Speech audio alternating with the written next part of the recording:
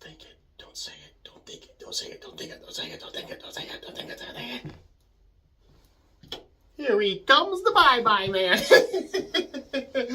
Well, I'm ending January with my favorite film of 2017, The Bye-Bye Man.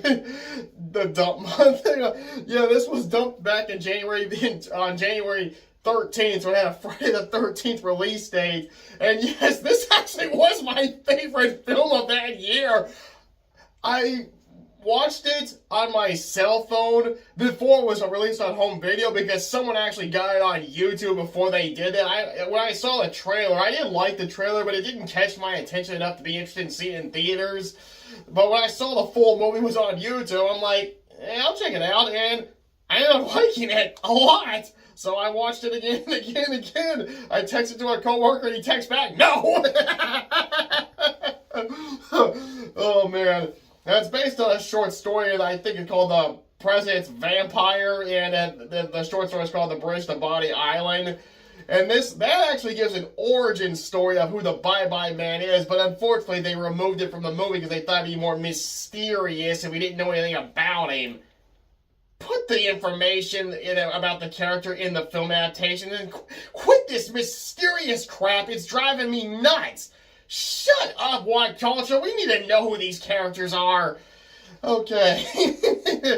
Well, the Bye-Bye Man has a lot of companies working on this film because after the Universal logo, we get treated to a song and see the logos for all these other companies before the movie even starts. It opens up back in October 20th. I think it's 1969. This guy named Larry goes to a friend's house. He asked her if she told anyone the name. She said it was the guy, I guess her husband, the guy in the wheelchair that's looking out the window, but then whenever Larry goes, he pulls out and goes to his car, he pulls out that dang shotgun, he blasts the door, and when I showed my coworker that scene, when Larry kicked the door, he goes, oh my god, he got her! Apparently, she just shut the door and started backing away when, run a little bit further, or get out of the line of the fire! Don't even go near the window because we can see you, but he blasts her again, he gets, Larry gets the, husband slash boyfriend, I don't know who he is, but he was in a wheelchair, but you can see his feet moving, so I'm guessing he either is not paralyzed or the actor was doing it by accident. He tells Larry that he did tell the neighbor, and apparently the girl that's with her who are peeking through the window while they're on the road looking through. He blasts the guy in the wheelchair that was in the wheelchair. Then he goes after them saying, don't think it, don't say it, don't think it, don't say it. When they go inside the place, I think he just opens the door. They forgot to lock it. And then we see a train, and then it says the title, Bye-Bye Man, Bye-Bye Man. Okay, we get moved to Elliot, John, and Sasha. I hope I said her name right. They're renting that house that used to belong, I believe, to Larry. They rent it. They check it out. They see a sticker on the fridge of a fisherman getting oral sex from a fish. Oh boy. And then they throw a party. The daughter shows up, well, his niece shows up when his brother shows up, and she gives him a bottle of liquor and wants to know if she can have some too, and or did he ask her to join her? Either way, it's funny. Well, she's wandering around where everybody's partying, and she finds a gold coin, but when she opens up this door, looks in, the door on the opposite, opens up, this dog peeks out.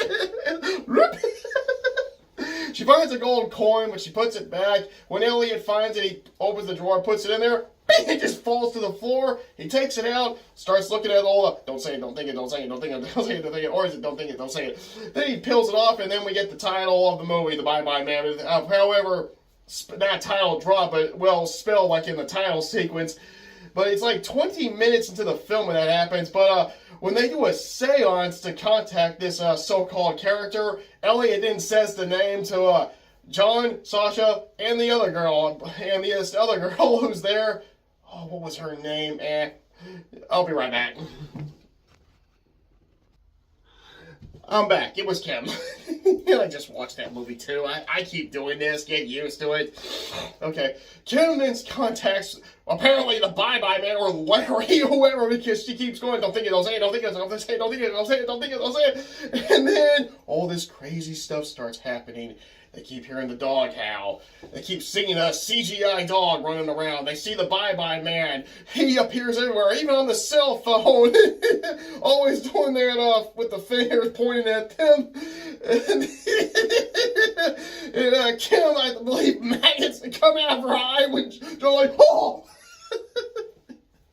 Oh, goodness. Well, Elliot goes to the library, meets with the librarian, and she tells him about Larry, and we finally get more of that part where Larry was blasting those two, and then he commits suicide by drinking a cool glass of rat poison. Of course, the Bye-Bye Man shows up, so does his dog, and the dog starts eating the tongues and the eyeballs out of the victims. Larry dies from poisoning himself, and then apparently he erased all information. Or did he? He left some stuff there that has the name. When Elliot's reading over it, Elliot starts crossing the name, and you can still read it. He looks ahead, there's the Bye-Bye Man looking at him. He looks down, looks back up, he's now closer, looks down, looks back, he's now closer. He's like, hi! But when he's crossing out, the librarian says, what the heck do you think you're doing? Well, he leaves, but the Bye-Bye Man starts messing with him by making him think that John and Sasha are seeing each other behind his back. And he has this nightmare where that features the train. And it shows, and then he sees him, Sasha, and John standing on the railroad, butt naked, with their booties aiming at the screen. If this was Dexter's laboratory and Dee Dee was watching, she'd go, Mom! Elliot, John, and Sasha are mooning me! He wakes up, he sees this long coat hanging, then it comes to life, he gets the light on. Oh boy, it's hilarious. Oh man. Well, Kim ends up killing her roommates, and then she gets Elliot to pick her up, and then she sees people on the railroad. She gets Elliot to stop. She goes running for them, but there's no one there, and then she gets hit by the train. Then we meet Carrie-Anne Moss playing the detective who's on the case and all that, doing the old questioning and all that stuff. And the Bye-Bye Man keeps messing with them. It's funny. Oh, man.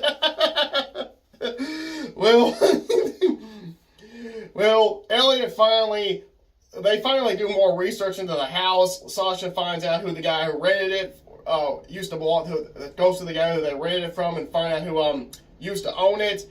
And Elliot, he gets in contact, he gets a phone call from the librarian, and then he finds out that she killed her family, and then Elliot goes and sees the the widow of Larry. Turns out that she gives him the whole background story about how there's this guy that killed these people, and he said the Bye-Bye Man made me do it, and then Larry researched into it, then he got the curse, and then he was trying to stop it. And his widow, Widow Redmond, played by Faye Dunaway, she was never affected by the curse because Larry never told her any information at all. Larry is then told to just go and kill his friends and then kill himself. Elliot doesn't want to do that. Did I say Elliot? Larry? Elliot. Okay. He then thinks we can beat it by just saying we're not afraid. And the Bye-Bye Man uses a hallucination on the Widow Redmond to make it look like she's on fire. But Elliot doesn't fall for it. But however, the Bye-Bye Man figures out what Elliot's doing, so he uses this against him. So he puts someone on the road.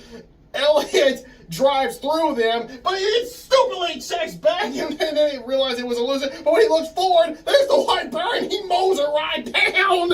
He used the Bye-Bye Man knew how to use that against him. Oh, you think you're getting the better of me? Well, try this, bub.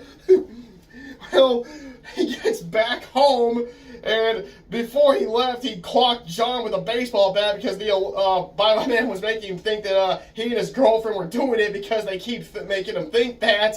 Well, it keeps making him think that John and Sasha are having an affair. But while this is going on, during the movie, Sasha gets really sick, And when she sees John, he's now Elliot. When John sees Sasha, she's now the dead Kim, I believe.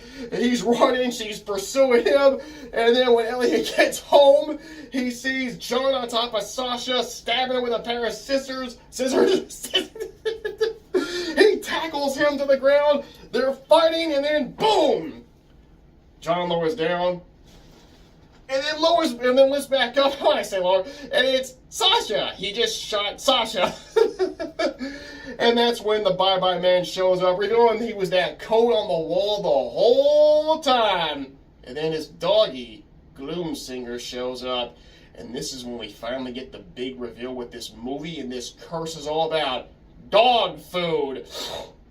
When you look up Gloomsinger, Gloomsinger is made of tongues and eyeballs of all the Bye-Bye Man's victims, and he is constantly decaying, and apparently the Bye-Bye Man can only keep his companion if he feeds him tongues and eyeballs, but they have to be killed through the curse.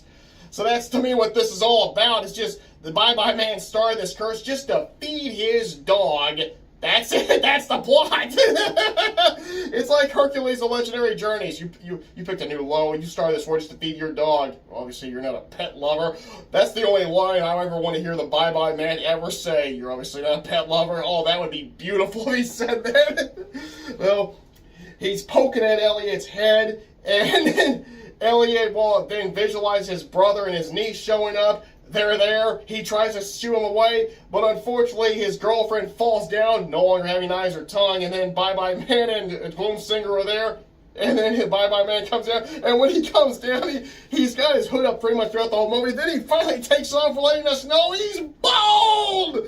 I'm gonna be bald real soon. Oh man. I started losing my hair at about age 33. I'm 44 now. Well, Bye-Bye Man is doing all this dramatic stuff to build up the suspense. Elliot finally commits suicide, and then the train leaves, and there's fire, and, well, we get 3 cliffhanger endings. As Elliot's brother and his niece leave, it revealed that she found the table stand that had the Bye-Bye Man name in it and the gold coins, but Elliot did throw it out, but she found it, but she couldn't read it because it's in the dark, and then it's now back by the house. And then it's revealed that John's still alive, and then he tells Carrie-Anne Moss's character, letting us know that there will one day be a video game sequel, which I am wanting to play, the Bye-Bye Man 2, where you play as Carrie-Anne Moss's character, where she learns his origins, figures out how to finally break the curse, and now she's got to get to that spot, and he's using all these illusions to stop her, and the point of the game is making sure that you only kill the illusions and not people that have the illusions over them, because if you do, you get the game's bad ending. For boss fights, horrible monsters of land, sea, and air. Spider, shark, and bat. Yeah, those would be the perfect bosses. And then the final battle is whenever she does that confrontation with him, you started this curse just to feed your dog, and him saying, you're obviously not a pet lover. First he seeks Gloomsinger, you play as her to defeat the dog, then you fight the Bye-Bye Man, and then the two merged into one for the final showdown. You win. Good ending is if you successfully did not kill any of the people that have the illusions over them. Bad ending is if you did. If you don't kill anyone with any illusions on them, you get Carrie-Anne Moss's character lives and nothing bad happens, and now she's a hero or heroine for saving everybody. Bad ending, she goes to prison for all the people that she killed that had the illusions over them. Well, that's my idea for a video game sequel survival horror. It'd be pretty cool if we did get one, especially if it was a PS2-like graphics, because I actually think that'd fit perfectly. And when it comes to the Bye-Bye Man, I think it's a great film. It is so bad it's good kind of way. To me, this is one of those movies that was meant to be dead serious, but through the power of unintention, it ended up just being a dumb horror comedy that's bad on purpose. It wasn't supposed to be that way, but at the power of unintention, it was. And that's what makes me enjoy it. There's a lot of terrible films that people hated that I actually do really enjoy, and some of them are my favorite films of the year. Back in 2014, The Pyramid was my favorite film of that year, and Winnie the Pooh, Blood Honey was my favorite film of 2023. If you haven't seen the Bye-Bye Man, check it out. The acting is decent, but yeah, still, it's just gonna be expecting it to be this so bad it's good kind of way. You're gonna either laugh or you're gonna frown. I laugh, but I got a funny feeling a lot more people frowned, especially when I looked at the critic and audience score at Rotten Tomatoes for that film. But I'll still recommend it. And, well, last film for January, dump month is over with, and next month it's going to be February. And I am going to be doing some anniversaries and a book review for Valentine's Day.